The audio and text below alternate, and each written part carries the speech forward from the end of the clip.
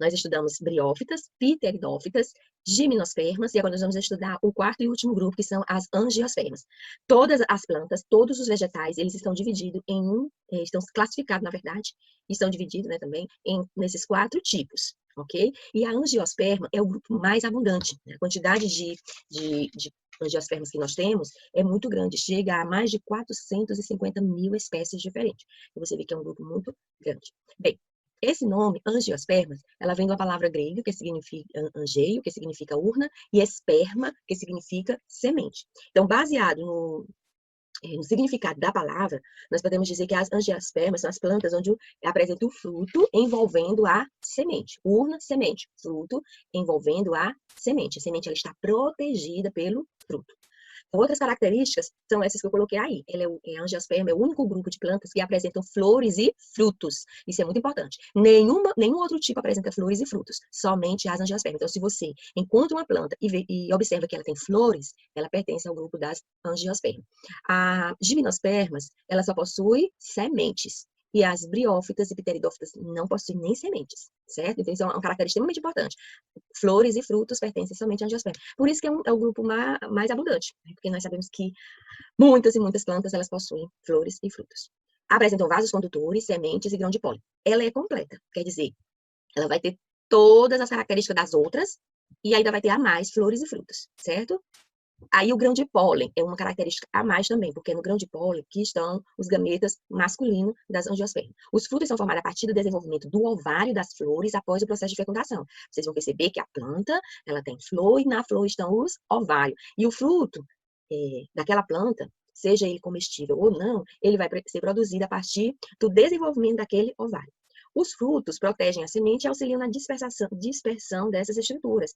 Por quê? Porque o fruto, além dele proteger, a semente vai ficar dentro, né, protegida pelo fruto, por causa do fruto, aquela semente ela pode se espalhar por vários lugares, né? Por exemplo, você vê que uma pessoa, ela pega uma manga, pega uma manga na roça, leva para sua casa, ou leva para a cidade, leva para outros lugares, ao terminar de comer aquela manga, aquela semente, né, caroço da manga, que nós chamamos de caroço, geralmente é colocado no ambiente. E naquele ambiente que ele vai ser colocado, vai gerar um outro pé de manga. Então, aquele fruto que saiu do campo, ele foi disperso e foi parar na cidade. Aí eu coloquei alguns exemplos de angiospermas, que é a mangueira, a morangueira, a roseira, a orquídea, chuchuzeiro, meu Deus, quase não sei a palavra. Chuchuzeiro, né? Produz o chuchu. A moreira, a grama, sabia, gente? A graminha, a palmeira, até a grama é angiosperma. Você pode dizer, tia, mas eu nunca vi a flor, nem o fruto da grama. Mas tem. Elas têm flores e também têm frutos. Bem, vamos agora estudar as partes, né, as estruturas da angiosperma. A primeira estrutura que nós vamos estudar é a flor. Então, a flor, ela contém os órgãos reprodutores. Então, tanto o gameta masculino como o gameta feminino serão produzidos na flor. Vão existir plantas que vão produzir gametas masculinos e plantas que vão produzir gametas femininos. Mas também nós teremos plantas que irão produzir plantas que na mesma flor tanto produzem gametas masculinos como gametas femininos, que são as chamadas plantas hermafroditas. Daqui a pouco eu vou mostrar a imagem de uma planta hermafrodita, onde na mesma flor vão existir estruturas que produzem gameta feminino e estruturas que produzem o gameta masculino. Outra coisa importante também nas flores é que elas são paradas, né? Planta, nós sabemos que a planta não se locomove. Então, como elas estão paradas, elas dependem de animais para que ocorra o encontro dos gametas. Lembra que eu falei que as briófitas e as pteridófitas dependiam de água para a reprodução? Lembram que as gimnospermas dependiam do vento para espalhar as suas sementes, os gametas masculinos? No caso das angiospermas, elas dependem de animais, que nós chamamos de polinizadores. O que esses animais fazem? A flor, ela tem um aspecto atrativo. Então, esses animais, eles são atraídos pela flor, pelo néctar da flor, e ao chegar na flor, as suas patas vão se ligar, né, aos gametas masculinos, e aí, através das patas desses animais, eles levam o gameta masculino de uma flor para o gameta feminino de outra flor. Então, no caso das angiospermas, eles dependem demais desses animais, né? Dos animais polinizadores. Então, polinizadores porque eles pegam o grão de pólen, que é o gameta masculino, onde está presente o gameta masculino de uma planta, e leva para a outra planta. Por isso, polinizadores, porque eles pegam o grão de pólen. E na outra planta vai acontecer o encontro do gameta masculino, que foi levado pelo animal, com o gameta feminino, que é a oosfera, e acontece, então, a fecundação.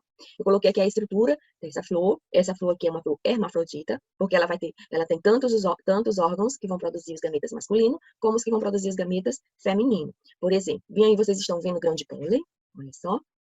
Aqui, no grão de pólen, é onde é produzido os gametas masculino.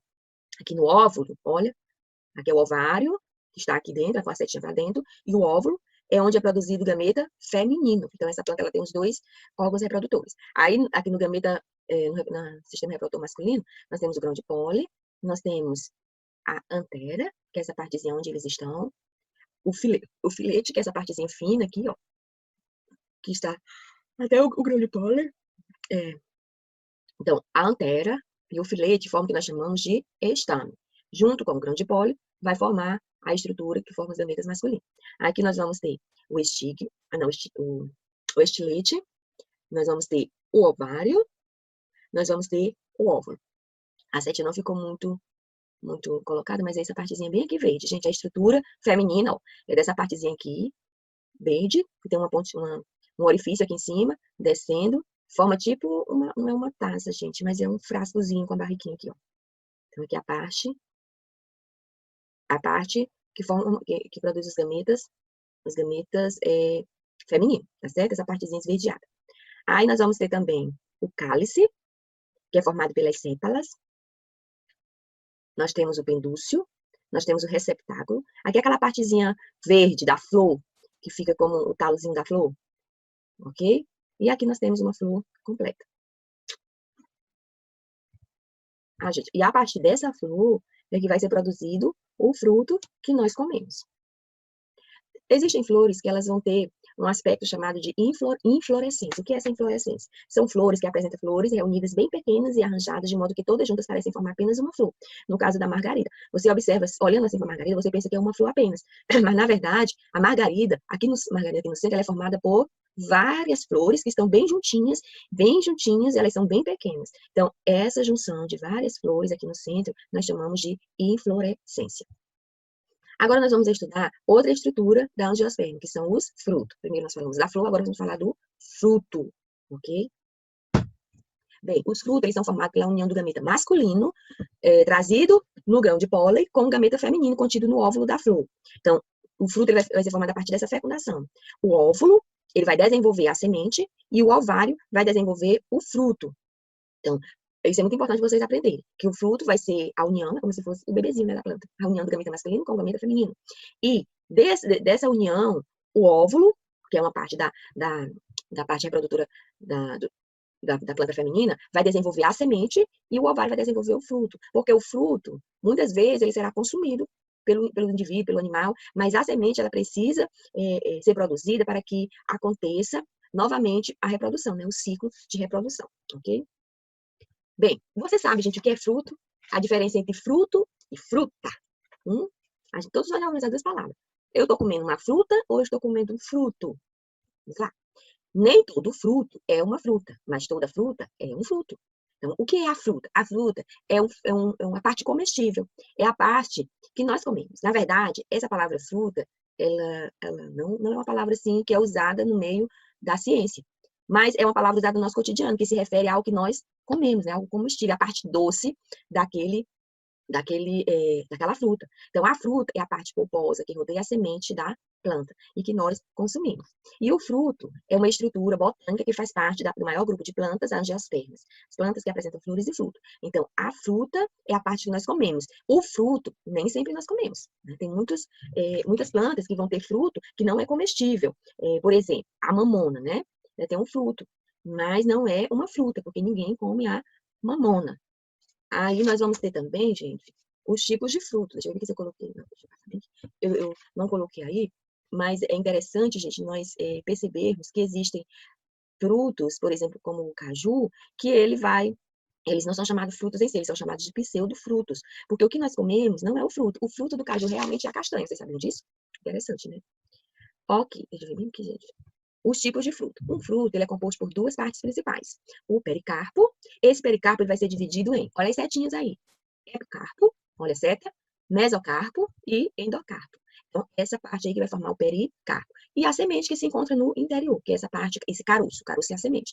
Então, todo fruto ele vai ter essas duas partes, o pericarpo, que é aquela parte mais da polpa, e a semente, que é o que vai perpetuar aquele alimento. Existem os tipos de frutos. Existem os frutos carnosos e os frutos secos. Os carnosos é aqueles que têm pericarpo suculento. E eles são divididos em baga e drupa. Nós temos o fruto carnoso baga, que o endocarpo e o mesocarpo suculento, tem o endocarpo e o mesocarpo suculento, e as sementes vão estar livres entre ele. Como exemplo, nós temos a melancia, a goiaba, a pepina, a uva, a laranja. Você vê que são alimentos em que a semente vai estar dispersa. Gente, vocês observaram bem que o pepino e o tomate é um fruto, né? Muitas vezes a gente coloca ele na área dos leguminosos, mas na verdade eles são fruto. Pepino, tomate, berinjela, pimentão também é um fruto. Quando você abre o pimentão, as sementes estão dispersas dentro do pimentão. Nós temos também os frutos carnosos chamados de drupa, que apresentam uma única semente. E o endocarpo ele vai ser mais duro e espesso. No caso, o abacate só tem uma semente, o pêssego, a ameixa, a manga, a azeitona. Então, você vê que eles apresentam, no caso do endocarpo, ele é duro, né? Mais duro. Vai tentar quebrar uma semente de abacate, meu Deus, não consegue, difícil. Consegue, mas é difícil. Então, tipos de fruto, não esqueça. É o carnoso e o seco. E o carnoso vai ser dividido em baga e drupa. E o fruto seco. O pericarpo é seco. Aí nós temos exemplo aí, a castanha do Pará. O feijão, gente, também é um fruto. A ervilha, a soja, girassol, arroz, milho. Porque a semente deles são bem mais mais seco. Bem, a estrutura das angiospermas, agora vamos ver a semente. Nós falamos da flor, as estruturas principais da angiosperma, a flor, o fruto, e agora nós vamos ver a semente. São formadas a partir do óvulo, após a união do gameta masculino e feminino. Elas podem ser monocotiledônia e dicotiledônia. A monocotiledônia, ela possui um cotiledônio. O cotiledônio é como se fosse uma parte desse órgão que foi modificado e se transformou em uma folha endurecida. Aí nós temos aí o arroz, como exemplo. A dicotiledônia, ela possui dois cotiledônios, que no caso eu tenho como exemplo aí o feijão. Quando você pegar a semente do feijão, você consegue abrir em duas partes, não é verdade? Você já fez isso? Pega uma semente de feijão, ao abrir a semente de feijão, ao quebrar ela ao meio, você consegue perceber duas partes. Cada uma daquelas partes nós chamamos de cotiledônio. Mas no caso do feijão, eles têm duas partes, por isso que são dicotiledônio, dois cotiledônios. No caso do arroz, não, ele só tem uma parte da planta que foi modificada. Bem, nós já aprendemos que as plantas elas são classificadas em 4 tipos distintos. Elas fazem parte do reino Plantae, né? Às vezes vocês vão encontrar, a gente chama reino das plantas, mas muitas vezes você vai encontrar o nome Plantae, que é a mesma coisa. E as plantas são organismos pluricelulares, eucariontes, autótrofos, que realizam fotossíntese. Vocês lembram dessas palavras que eu já ensinei, né? Pluricelulares formados por várias células. Eucariontes quer dizer que eles têm o núcleo envolvido, protegido, né, pela carioteca. O núcleo não está disperso, o núcleo da célula.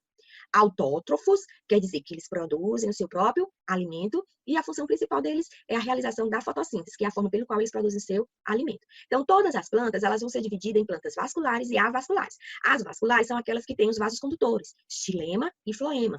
Avasculares são plantas que não têm vasos condutores. E as plantas, as únicas que não têm vasos condutores, elas são chamadas de briófitas. Lembra? Foi a primeira classe de plantas que nós falamos, briófitas.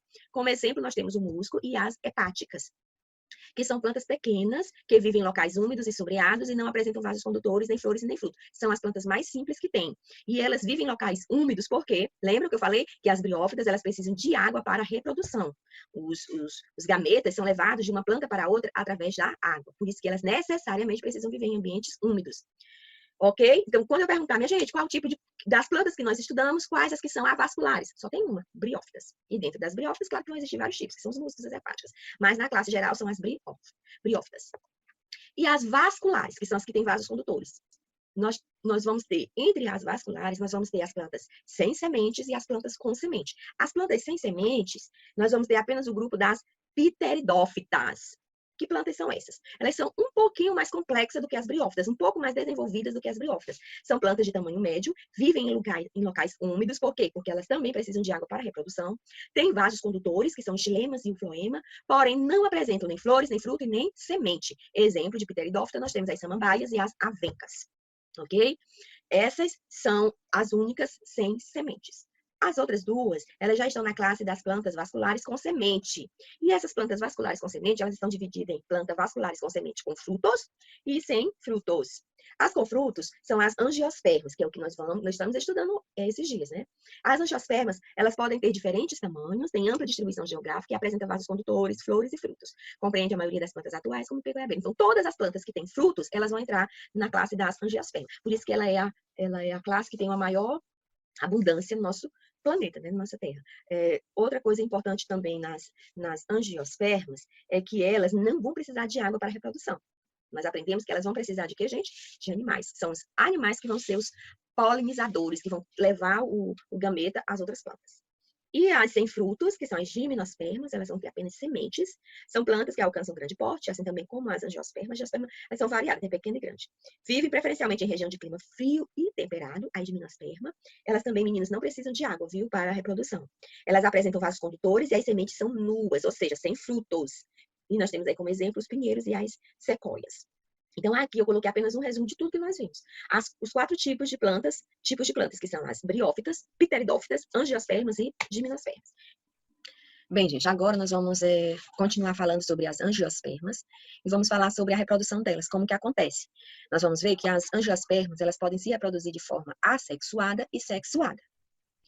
Bem, na reprodução assexuada, a reprodução assexuada ela vai acontecer sem a união dos gametas. E ela vai ser produzida a partir de um broto, a partir de uma parte da planta. E aí eu coloquei como exemplo, que está no nosso livro, o morangueiro. Uma parte da planta, uma folha, uma raiz, ela acaba produzindo uma nova planta igual àquela. Então, quando isso acontece, ocorreu uma reprodução assexuada. Porque a produção de uma nova planta ocorreu a partir de um broto, de uma parte da planta de origem. Na reprodução sexuada já é diferente. Nessa reprodução acontece a participação dos dois gametas e acontece a fecundação, a união dos dois gametas. Então, a maioria das plantas angiospermas, vai acontecer a reprodução a partir da reprodução sexual. Eu coloquei aí um esquema mostrando mais ou menos como ela vai acontecer. Então, para que ocorra a reprodução sexuada, vai acontecer as seguintes etapas, que é a polinização, a fecundação, a formação da semente e do fruto, a dispersação da semente e a germinação para a formação de uma nova planta. Vamos entender mais ou menos como é que isso acontece. Na etapa da polinização, envolve transportes dos grãos de pólen, que vai acontecer através de animais, no caso, quando as plantas elas forem de sexo separado, então um animal polinizador, que pode ser uma abelha, uma ave, um inseto, algum animal vai pousar na planta, né, e aí vai levar os grãos de pólen para uma outra planta. No caso dessa planta que eu coloquei aí, ela é uma planta hermafrodita, onde a mesma planta ela está produzindo tanto os gametas femininos como os gametas masculinos. Vocês observam aí que os gametas masculinos estão sendo colocados dentro, né, da parte feminina para que haja fecundação e assim haja uma reprodução. Mas mesmo às vezes a planta sendo hermafrodita, ela pode receber o grão de pólen de uma outra planta, tá certo? Então vai envolver o transporte do grão de pólen do estames até o estigma.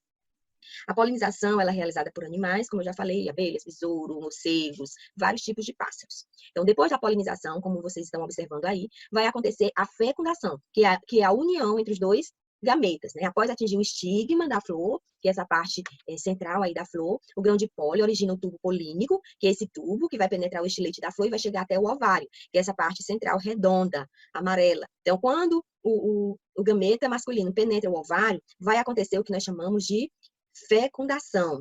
E com a fecundação ocorre a formação do zigoto, ok? Para originar o novo ser vivo. A partir daí vai acontecer a formação do fruto e da semente. Então, primeiro vai ser formada a semente, né? Forma-se do zigoto no interior do ovo, dá-se origem ao embrião. O ovário se desenvolve e origina o fruto. Geralmente, o embrião interrompe seu desenvolvimento até que a semente e o fruto sejam dispersos e encontre condições adequadas para se desenvolver no ambiente. Então, a partir da fecundação, a partir da formação do zigoto, vai acontecer a formação da semente e, consequentemente, após a formação da semente, na sequência que vocês estão vendo aí, vai acontecer a formação do fruto. É importante que esse fruto ele seja disperso, certo? Porque a semente está dentro do fruto, aí à medida que o fruto ele é disperso, a semente também será dispersa. Quando a semente ela amadurece, ela vai formar um outro vegetal, ela vai originar um outro vegetal. E essa dispersão, né? Dispersação não, gente, é dispersão, ela vai acontecer através dos animais. Então, são os animais que vão fazer com que essa semente ela seja dispersa. para que esse mesmo vegetal ele seja produzido, ele se desenvolva em outros ambientes. Então, depois da dispersão da semente, aí acontece o último processo que nós chamamos de germinação. O que acontece nesse processo de germinação? Quando a semente ela é dispersa, geralmente o embrião daquela semente ele está adormecido. Por exemplo, uma semente de manga. Você come uma manga, come até ficar só o carocinho da manga. Se você coloca aquele caroço dentro da sua casa, por exemplo, ali é uma semente. Aquele caroço de manga é um pé de manga. Mas ali a semente está adormecida. Se você deixar aquela semente na sua casa, ela vai secar. Ela vai passar dias e dias e dias, ela não apodrece, ela vai ficar tempos e tempos e tempos. Mas vai chegar um momento em que você pega aquele pé de aquelas semente, né? Aquele caroço de manga, e de repente você joga em um ambiente úmido, que tem água, que tem solo. Então, esse ambiente, ele é um ambiente favorável à germinação. Então, a semente, ela fica adormecida até encontrar um ambiente favorável à germinação. Então, quando ela encontra esse ambiente favorável à germinação, ele vai se desenvolver. Então, você pega o caroço de manga e deixa ele 2, 3 meses na sua casa, guardado. Ele não vai germinar. Mas se você pegar aquele caroço e colocar em um ambiente adequado, ele vai germinar. Ele vai sair da dormência e vai germinar.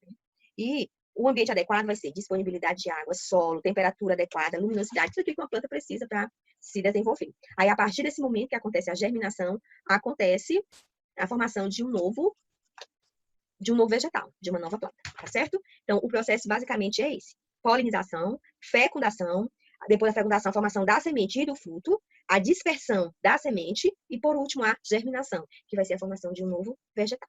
Bem, encerrando, nós vamos falar da relação entre as angiospermas e os animais. É muito grande e é necessária a relação entre ambos. Por quê? São os animais que vão fazer a polinização. Eu coloquei aí esses dois exemplos, uma borboleta e uma abelha. Então, esses animais são essenciais. Sem eles, não acontece a polinização, porque a planta ela não se locomove. Então, o gameta masculino, o grão de pólen, ele não vai sair.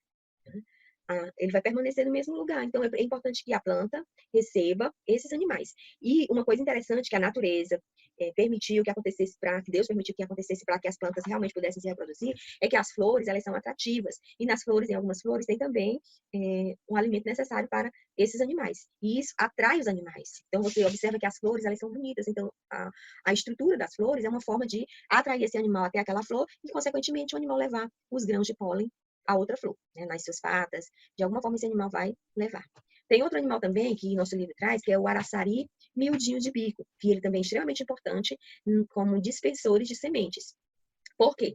Porque ao comer o fruto, ele vai regurgitar os caroços. O que é regurgitar? Ele vai vomitar o caroço ou, caso ele não vomite, ele vai liberar o caroço nas fezes. Como ele é um pássaro, ele come uma semente em um certo lugar. Então, ele se locomove e vai parar em um outro lugar bem distante. Como ele comeu aquela semente, ele vai levar a semente para aquele outro lugar. Dessa forma, acontece a dispersão das sementes. Quer dizer, as sementes elas se espalham através desses animais. Não somente esse animal aí, como muitos outros animais, que comem, que se alimentam de sementes, e ao defecarem, eles vão deixar essa semente em outro ambiente, e essa semente vai encontrar um ambiente adequado para se desenvolver, e vai se desenvolver.